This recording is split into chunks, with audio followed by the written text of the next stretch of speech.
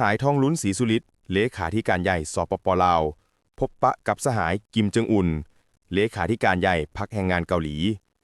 โดยตอบสนองตามการเสื้อเซินของสหายกิมจึงอุนเลขาธิการใหญ่พรรคแรงงานเกาหลีประธานกิจการแห่งรัฐแห่งสาธารณรัฐประชาชนประชาธิปไตยเกาหลีสหายทองลุ้นศรีสุฤทธิ์เลขาธิการใหญ่คณะบริหารงานศูนย์กลางพรรคประชาชนปฏิวัติลาวประธานประเทศแห่งสาธารณรัฐประชาธิปไตยประชาชนลาวได้นำพาคณะผู้แทนขั้นสูงของพรรคและรัฐแห่งสปป.ลาวเดินทางไปเยี่ยมยามรัฐกิจอยู่สปป.เกาหลีในระหว่างวันที่7-8 ตุลาคม 2025เพื่อสืบต่อเสริมขยายสายพัวพันมิตรภาพและการร่วมมือที่เป็นมูลเชื่อมาแต่ดนาน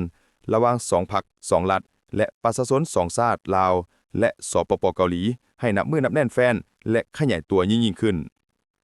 การเยี่ยมยามรัฐกิจอยู่สปป.เกาหลีของสหายทองลุ้นศรีสุฤทธิ์เลขาธิการใหญ่คณะบริหารงานศูนย์กลางพรรคประชาชนปฏิวัติลาวประธานประเทศแห่งสปป.ลาวได้มีขึ้นในท่ามกลางที่2ประเทศสปป.ลาวและสปป.เกาหลีพร้อมเฉลิมฉลองและก่อนนับรับตอนวันครบรอบ60 ปีแห่งการพบปะสุดยอดครั้งทำอิฐที่นครหลวงเพียงหยางของประธานไกรสอนพรหมวิหารผู้นำที่แสนเคารพรักของประชาชนลาวและประธานกิมอินซุงผู้นำที่ยิ่งใหญ่และอมตะของประชาชนเกาหลีในวันที่28 ตุลาคม 2025และขอนับสมเสยวันสร้างตั้งพรรคแรงงานเกาหลีครบรอบ80 ปีในวันที่10 ตุลาคม 2025ที่จะมาถึงนี้พร้อมทั้งได้เป็นการเฉลิมฉลองสายพัวพันทางการทูตระหว่างสปป.ลาวและสปป.เกาหลีครบรอบ50 ปี